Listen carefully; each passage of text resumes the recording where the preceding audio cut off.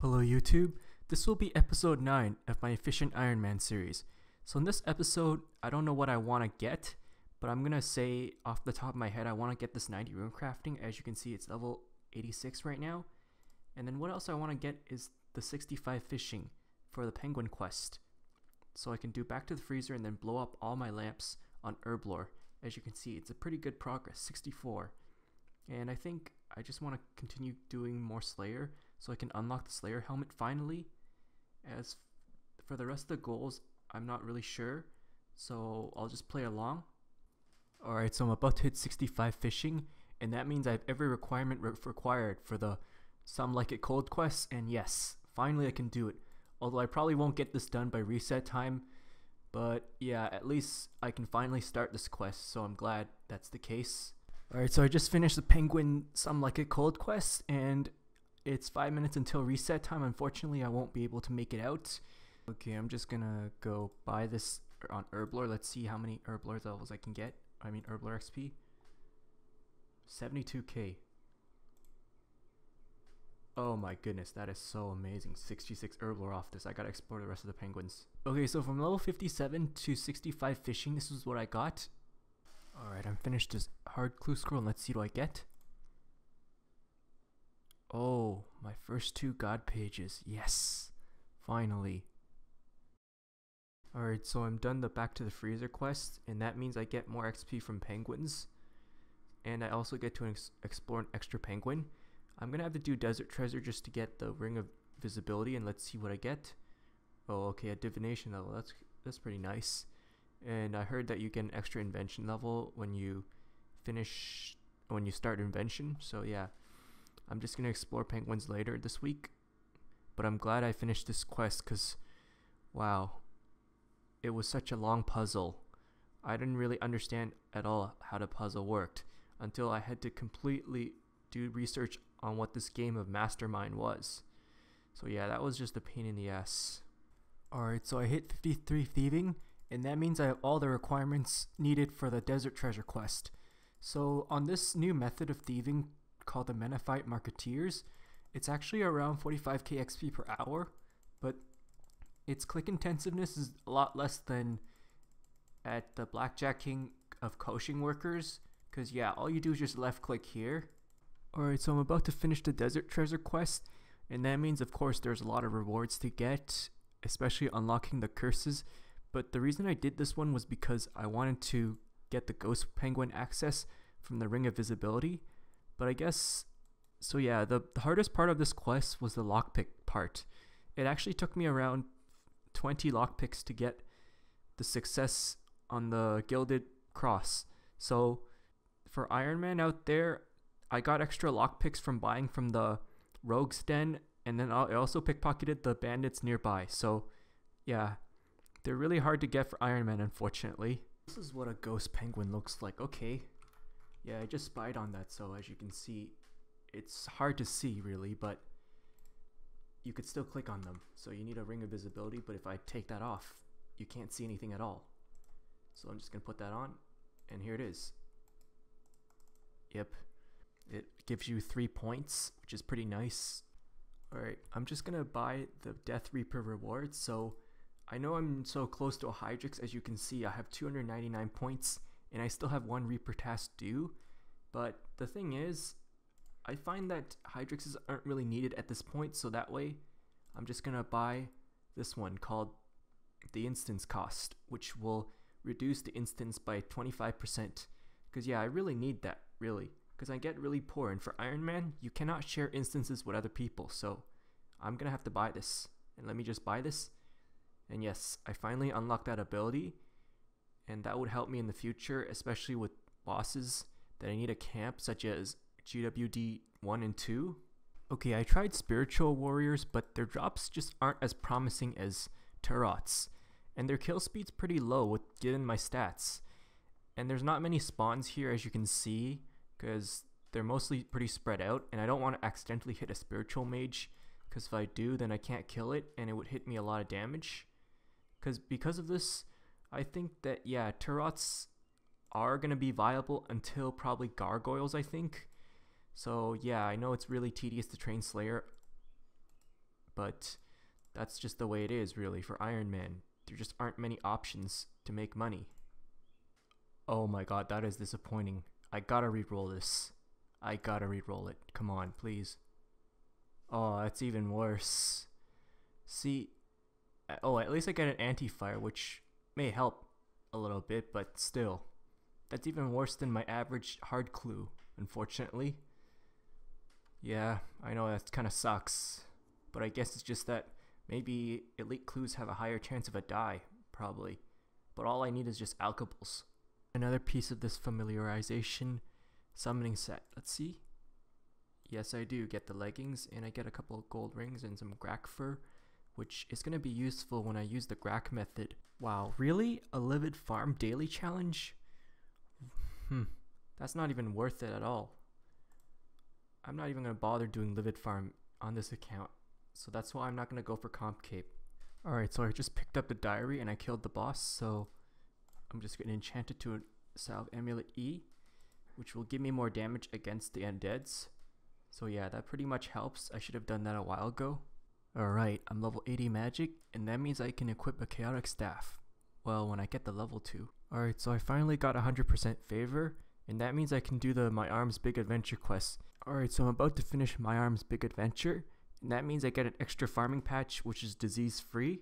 Alright, so I'm about to finish the Fairy Tale 3 quest, and that means I can finally start getting the magic watering can. I don't know if it's a really good reward, but let's see what I get.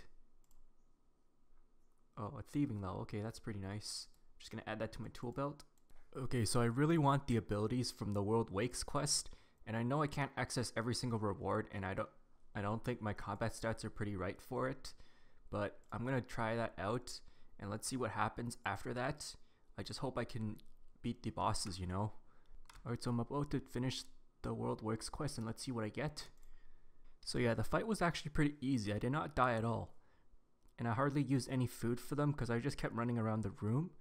But the part where I died was the part where you run to Guthix when you have to dodge the fire, and I got hit pretty hard and pretty fast. So yeah, this quest took me about an hour or so. Unfortunately, you actually need 85 magic and range to use these abilities, which kind of sucks, but still. At least I unlocked them early. Alright, so I finally completed all the Dungeoneering medium tasks. Alright, so I finished the medium task for the Lumbridge, and yeah, it really took me a long time because of the stupid interface system.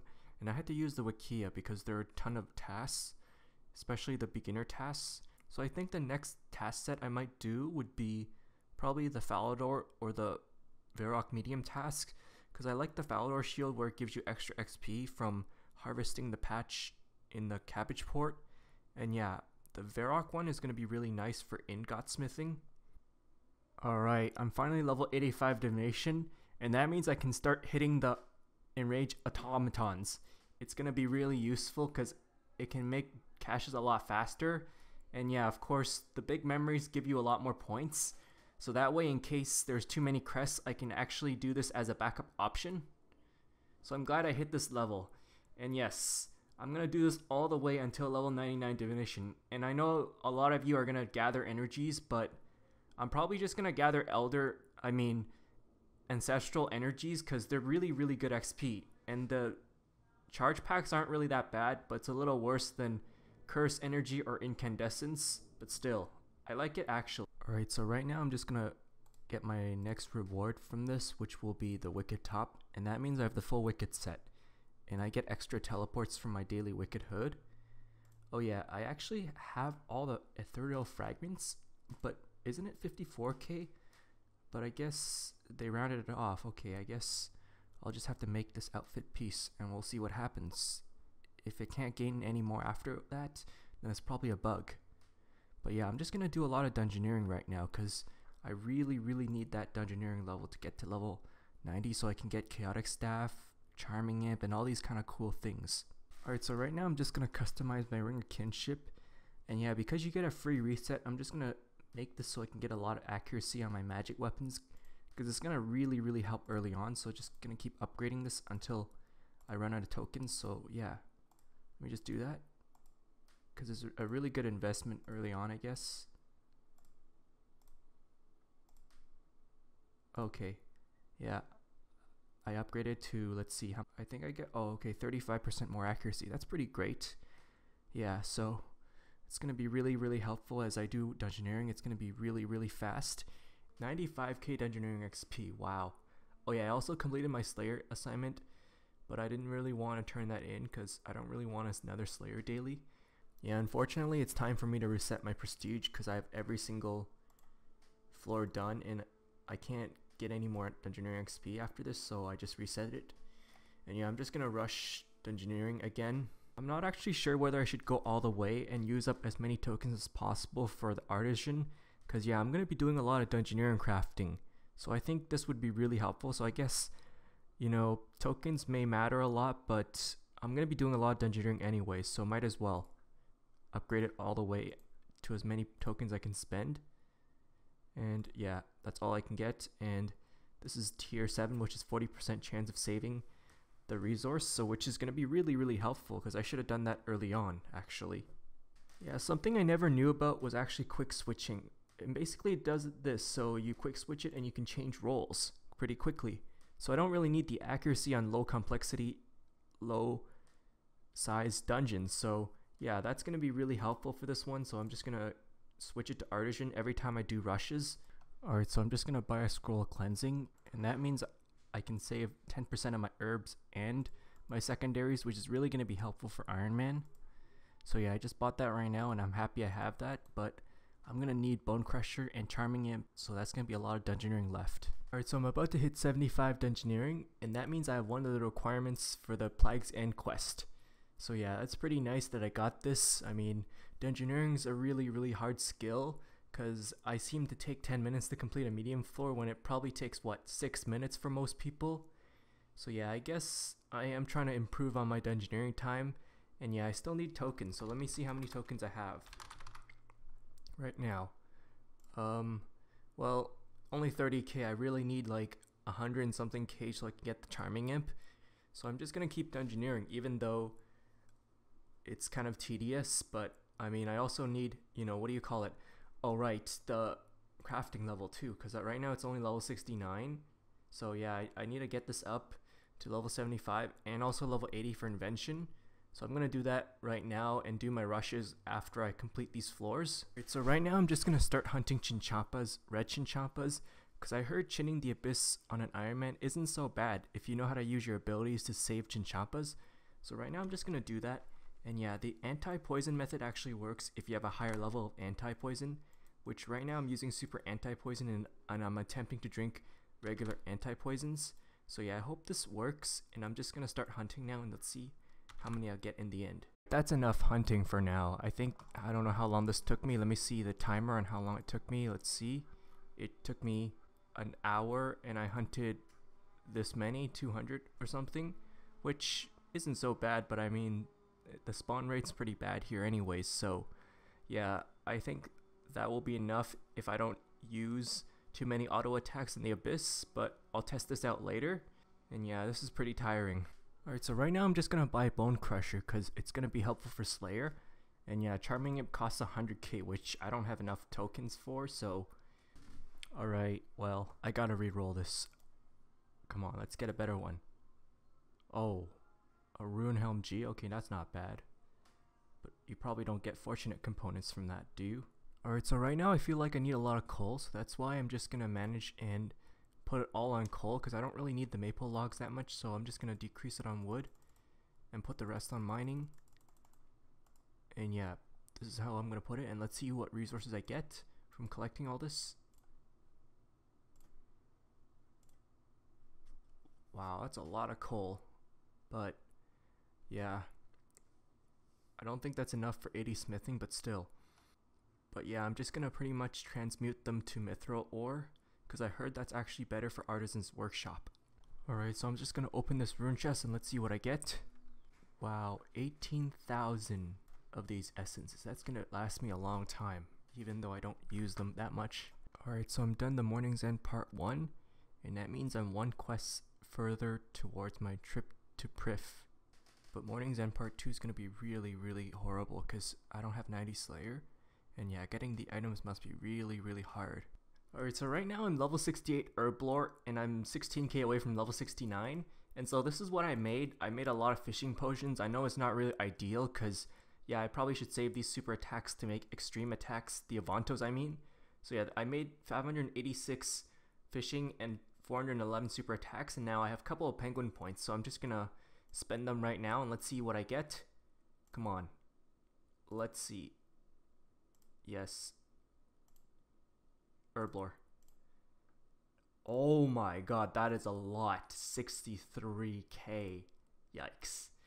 Man, I feel so stupid that I actually spent it last week. I spent it before the Back to the Freezer quest because I thought you can only spend it once a week. But I think you probably can spend it more than once a week. But I think you have a 50 point cap. I'm not sure, but someone correct me if I'm wrong.